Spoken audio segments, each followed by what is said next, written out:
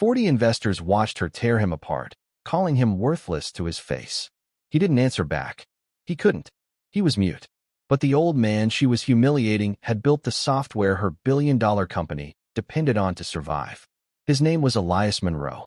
To everyone inside Castellan Technologies, he was simply the man who came twice a week to wipe down the windows on the top floor, quiet, careful, and completely invisible to the people rushing past him in $1,000 suits.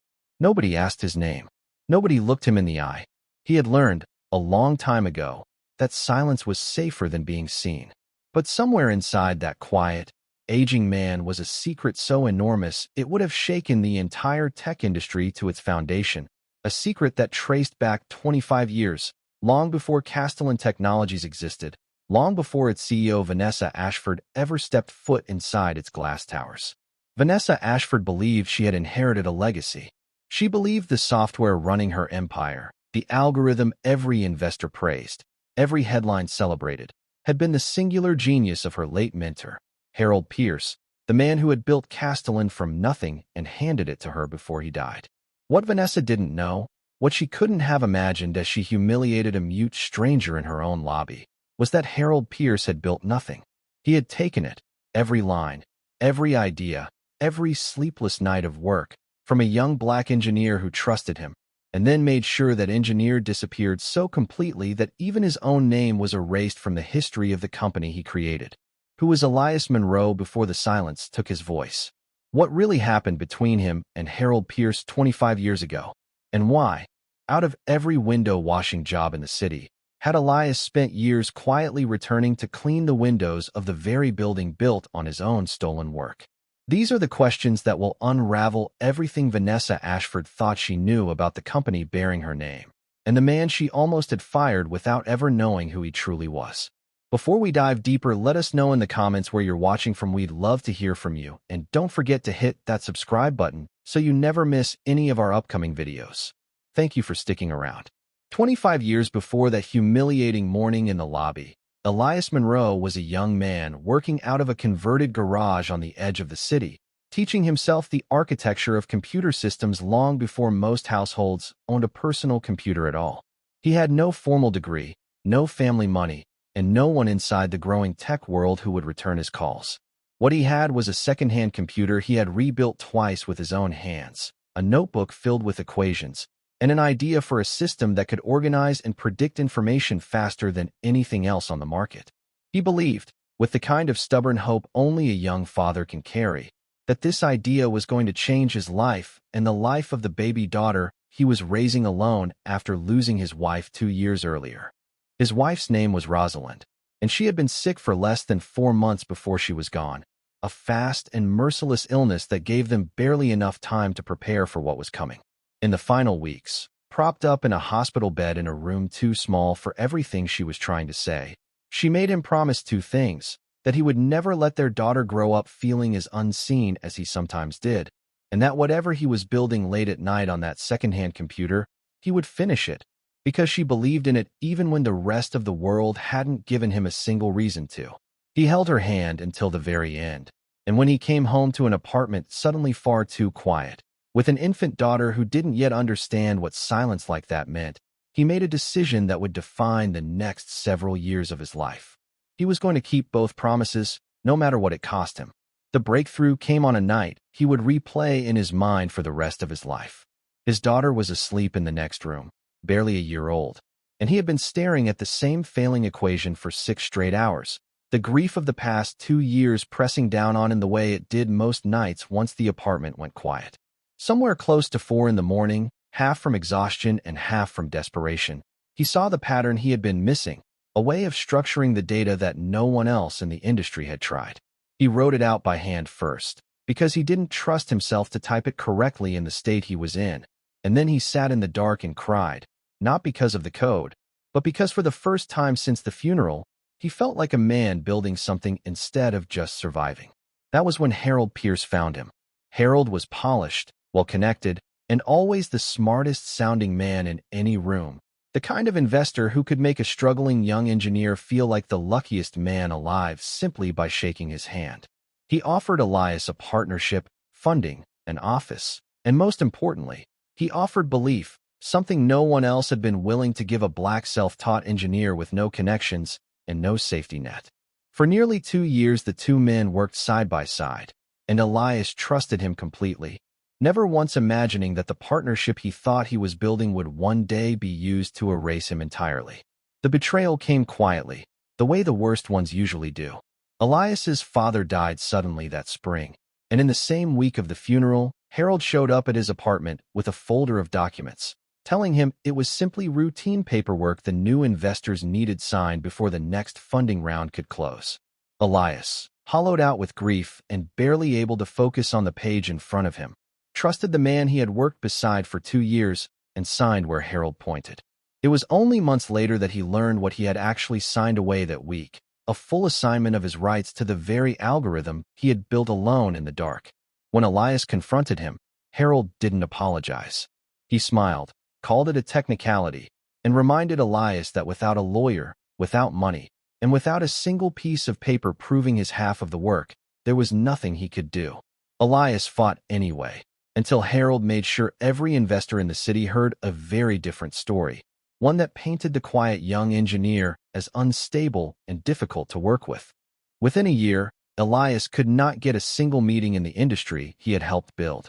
The stress of losing his life's work and his reputation was compounded when Rosalind's mother, watching her son-in-law sink into unemployment and silence, petitioned for custody of Jordan, convinced a man who could no longer speak could not possibly raise a child alone. Elias fought that battle too, exhausted and nearly broke, and won only because a family court judge watched him communicate patiently with his daughter through notes and gestures and ruled that silence was not the same thing as absence. The stress of that fight became something his body could no longer carry. His voice began to fail him first in small moments, then completely, until doctors confirmed what psychologists call selective mutism brought on by trauma. He never spoke another word after that year. He raised his daughter Jordan in near silence, took whatever work would still hire a man who couldn't speak, and eventually found himself cleaning the windows of the very skyline his stolen code had helped build, including, without either of them ever knowing it, the windows of Castellan Technologies itself. By the time Vanessa Ashford took over as CEO of Castellan Technologies, the company was already worth more than $3 billion, built entirely on the legend of her late mentor Harold Pierce, the visionary founder who had supposedly invented the algorithm powering their platform from scratch. What Vanessa didn't know, on the morning everything changed, was that a rival firm had just filed a lawsuit claiming prior ownership of that very algorithm, threatening to collapse the funding round she had spent 18 months preparing for. She walked into the office that day already unraveling, desperate to control a narrative that was slipping through her fingers hour by hour. What Vanessa did not yet understand was that the rival firm's claim was never really about who owned the algorithm. Their own legal team knew the prior art argument was thin at best. The lawsuit was leverage, timed with precision to spook Castellan's investors into a forced and undervalued sale before the funding round could close, clearing the way for a quiet acquisition at a fraction of the company's true worth. It was corporate theater, built not on belief, but on the simple calculation that breaking Vanessa's nerves 6 weeks before a board vote was far cheaper than ever building a competing platform from scratch. That was the morning Elias Monroe happened to be finishing his rounds on the top floor, moving quietly along the windows as he always did, invisible to the executives rushing past him toward the boardroom. When Vanessa noticed a faint streak on the glass behind her investors, something in her finally broke. She turned on him in front of 40 of the most powerful people in the industry, her voice sharp enough to cut through the entire lobby, calling him careless, calling him replaceable, telling a man who could not speak that he clearly didn't understand the meaning of real work. He stood there, silent, absorbing every word, while the very software she was about to pitch upstairs existed only because of him. Across the lobby, a young paralegal named Jordan Monroe had arrived early for a meeting with the outside law firm handling the very lawsuit threatening Castellan's future. She froze the moment she recognized the quiet, aging man being humiliated in front of an audience. She had watched her father endure silence her entire life, but she had never once seen him publicly torn apart like this, and something about the color rising in his face told her this wasn't just embarrassment. It was recognition of a wound far older than that morning. Upstairs, less than an hour later, Vanessa stood in front of the same 40 investors and delivered the pitch she had rehearsed for weeks, walking them through the very algorithm Elias had built alone in the dark a quarter-century earlier, now presented as the crown jewel of Harold Pierce's genius. One investor pressed her hard on the lawsuit, asking directly whether Castellan's ownership of its core technology could survive a court challenge. Vanessa answered with total confidence, citing the company's founding story as though she had personally witnessed it, unaware that the man she had just humiliated in the lobby could have answered that question with more authority than anyone else alive. The room applauded when she finished. Nobody in it knew how close the truth had just come to walking straight past them in a gray uniform with a squeegee in his hand. Michelle Turner, a technology journalist who had been quietly investigating irregularities in Castellan's founding patents for months, caught wind of the lawsuit within hours. She had built her entire career chasing exactly this kind of story, having watched her own father, a machinist, spend 30 years training the men who eventually replaced him without ever receiving so much as a mention in the company's history. And she had promised herself long ago that she would spend her career finding the people companies preferred to forget. Digging through decades-old filing records, she discovered something strange buried in the original 1999 application. A second inventor listed briefly before being formally removed from an amended filing 2 years later. The name had been redacted so cleanly that most researchers would have missed it entirely, but Michelle had spent her career learning exactly where companies liked to hide their inconvenient histories. For a while, suspicion fell on a former Castellan employee named Curtis Bellamy, a one-time colleague of Harold Pierce who had left the company under mysterious circumstances around the same time the amended patent was filed. Michelle chased that lead for days, certain she had found her missing co-inventor, until public records proved Curtis had been overseas the entire year in question, working a government contract that made his involvement impossible. What Michelle did find, though she almost dismissed it as unrelated, was that Curtis had tried to warn a group of early investors about Harold's business practices decades earlier, only to be pushed out of the company within months and quietly discredited in the same circles Harold controlled. He wasn't the redacted inventor, but he had clearly been telling the truth about someone else all along, and Michelle made a note to call him back once she had a name that finally made sense of it. The real name behind the redaction remained hidden, and the trail seemed to go cold. Michelle called him back 3 days later, and what she expected to be a short, guarded conversation turned into nearly 2 hours on the phone. Curtis described watching the same pattern repeat itself more than once during his years at Castellan. Talented young engineers brought in with generous promises, kept close only long enough for their best ideas to be absorbed into the company, then quietly pushed out the moment they became inconvenient to the story Harold wanted told about himself.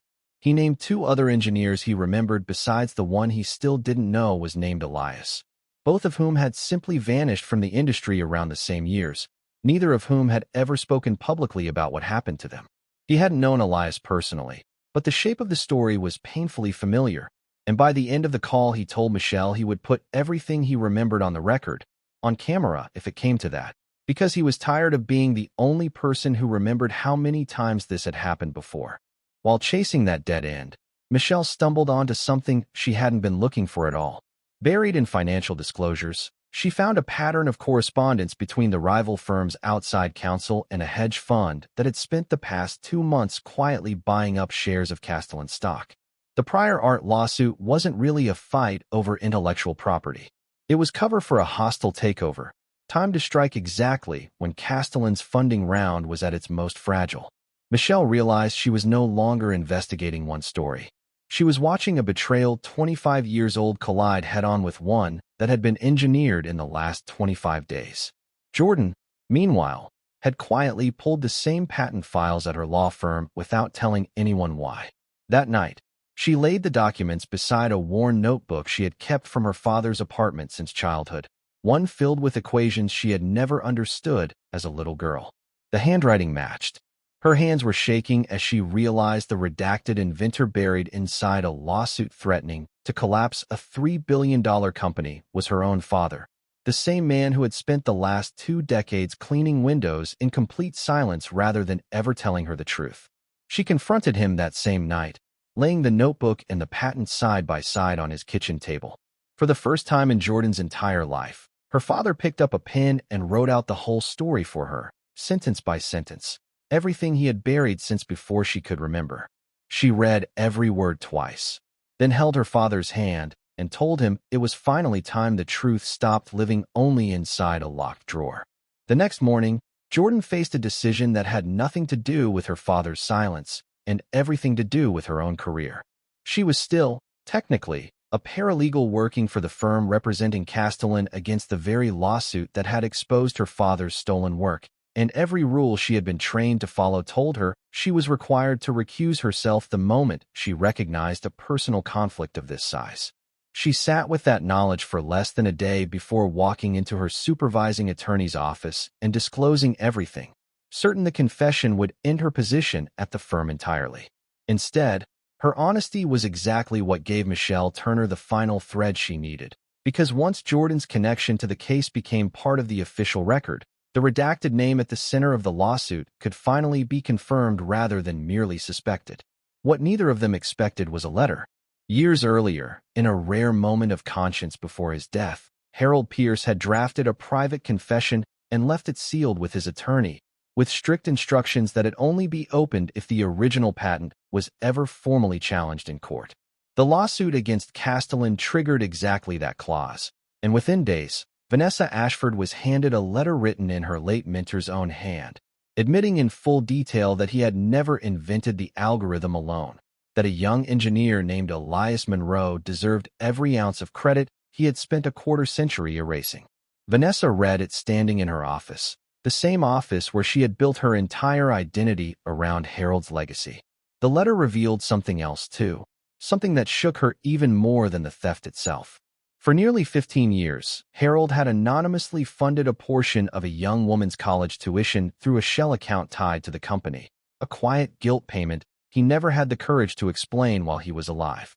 Vanessa didn't yet know the recipient was Jordan Monroe, but she understood immediately that the man she had idolized had spent his entire life managing the debt of a crime rather than ever making it right.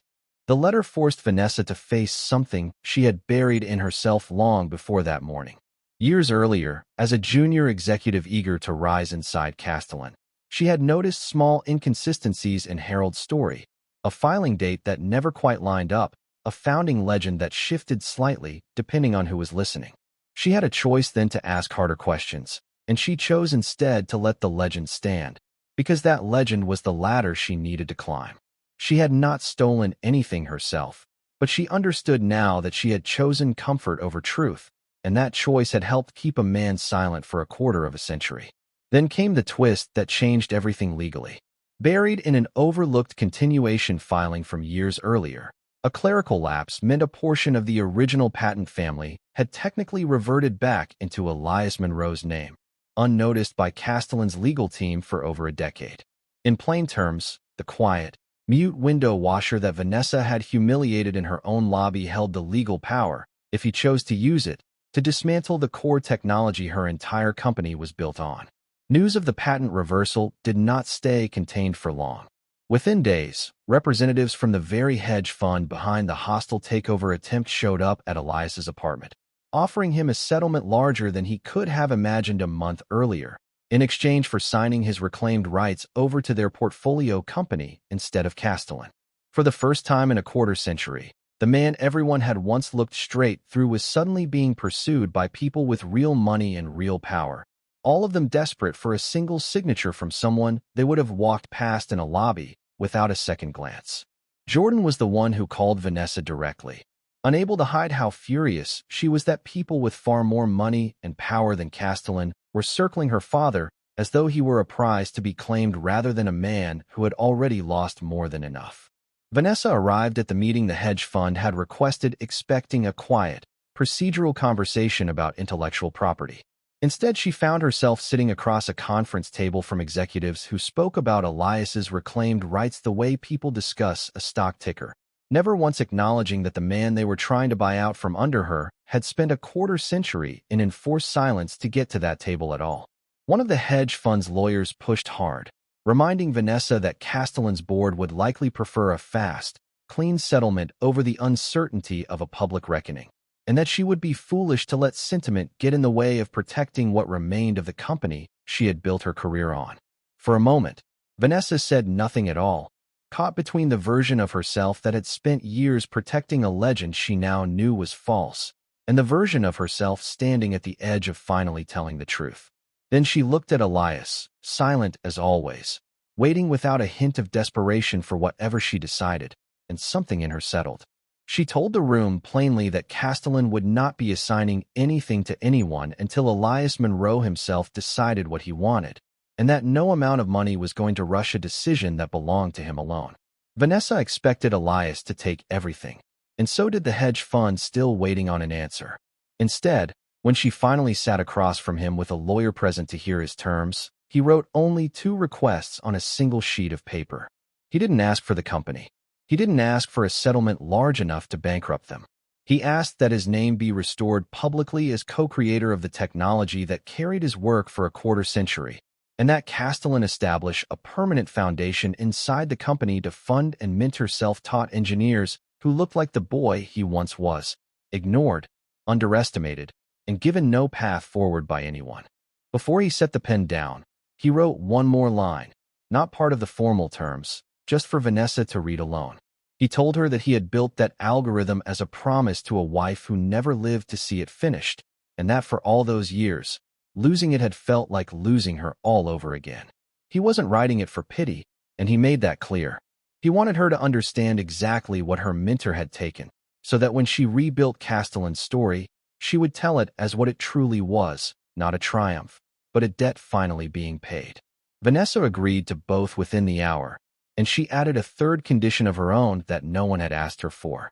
At the same press conference where Castellan corrected its origin story, she stood at the podium herself and said, in front of every reporter in the room, that she had noticed inconsistencies in Harold's legend years earlier and chosen not to question them because that legend had served her career too well to risk.